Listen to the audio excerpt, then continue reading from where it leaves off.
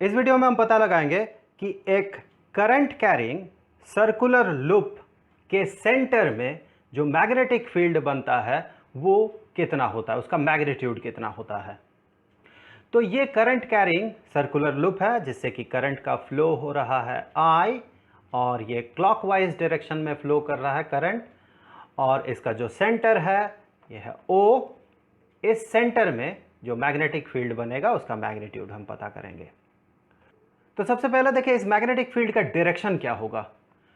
तो अगर आप यहां पर Maxwell's right hand grip rule या थंब रूल अप्लाई करते हैं तो आप पाएंगे कि यहां जो मैग्नेटिक फील्ड बनेगा वो नॉर्मली इनवर्ड्स होगा, चाहे आप एलिमेंट यहां कंसीडर करें या फिर करंट एलिमेंट को आप यहां कंसीडर करें।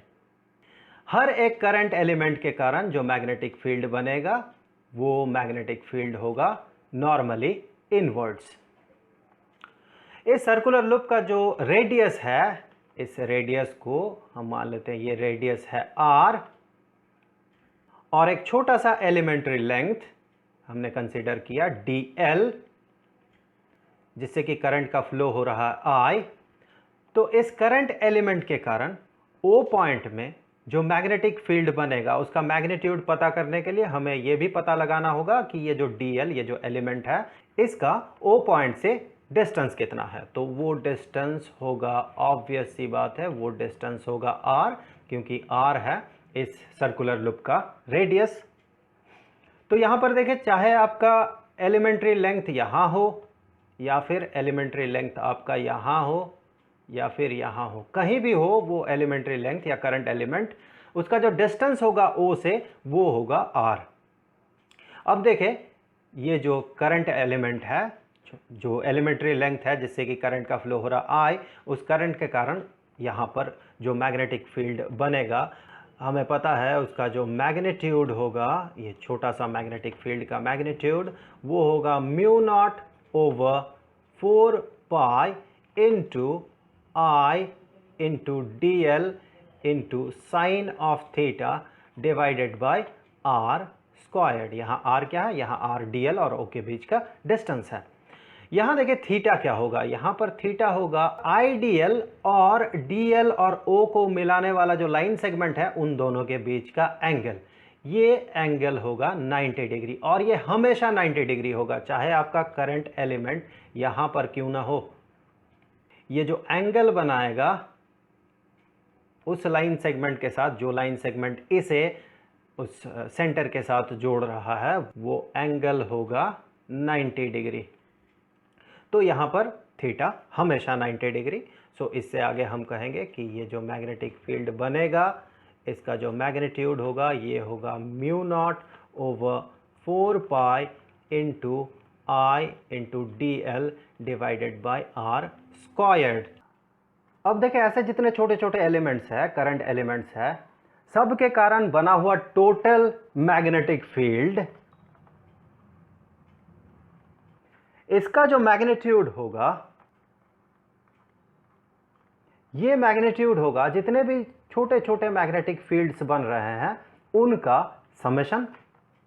जैसे कि इस एलिमेंट के कारण जो मैग्नेटिक फील्ड बना, छोटा सा मैग्नेटिक फील्ड बना, और फिर उसके बगल वाले एलिमेंट के कारण जो मैग्नेटिक फील्ड बना, फिर उसके बगल वाले एलिमेंट के कारण जितना मैग्नेटिक फील्ड बना, उन सारे एलिमेंट्स के द्वारा बना हुआ मैग्नेटिक फील्ड, जितने सारे छोटे छोटे डीबीज हैं, उन सब को इंटीग्रेटेड कर दे तो हमें मिलेगा टोटल मैग्नेटिक फील्ड। अर्थात ये टोटल मैग्नेटिक फील्ड का जो मैग्नीट्यूड है ये होगा इंटीग्रेशन ऑफ डीबी का मैग्नीट्यूड।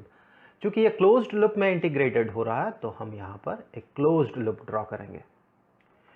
इससे आगे देखें, ये dB ये है μ0/4 pi into I into dl divided by r squared. यहां पर देखें μ0/4 पाई ये कांस्टेंट है, करंट इस सिचुएशन में कांस्टेंट है, ये करंट एलिमेंट पे या फिर कहे एलिमेंट्री लेंथ पे डिपेंड नहीं करेगा, और ये r जो कि डिस्टेंस है dl का सेंटर से या फिर सेंटर का dl से, ये भी dl पे डिपेंडेंट नहीं है, ये भी कांस्टेंट है इस सिचुएशन में। तो इन सारे कांस्टेंट टर्म्स को बाहर ले जाए इंटीग्रल के, so mu not over 4 pi into I over are squared, सारे कांस्टेंट इंटीग्रल के बाहर, और हम इंटीग्रेट करेंगे डीएल को इस क्लोज्ड लूप में। यहां पर देखें, यहां जितने भी छोटे छोटे एलिमेंट्री लेंथ्स हैं, इन सभी को अगर हम जोड़ दें तो हमें मिलेगा इस सर्कल का सरकमफरेंस, और हमें पता है सरकमफरेंस इस सर्कल का ये होगा 2 इंटू पाई इंटू इसका रेडियस। अर्थात ये मैग्नेटिक फील्ड ये बन जाएगा mu not over 4 pi into I over are squared into 2 into pi into R. So इससे आगे ये मैग्नेटिक फील्ड जो बनेगा, ये मैग्नेटिक फील्ड इसका मैग्नीट्यूड होगा mu not over 4 pi into 2 pi I over R. अब हम एक स्पेशल केस कंसीडर करेंगे। वो स्पेशल केस है कि ये जो लूप है, इस लूप में सिंगल टर्न, एक टर्न नहीं है बल्कि n टर्न्स है। इसका मतलब क्या है देख ले कि ये जो लूप है ये एक टर्न से नहीं बल्कि बहुत सारे टर्न से बना हुआ है, कॉइल की तरह।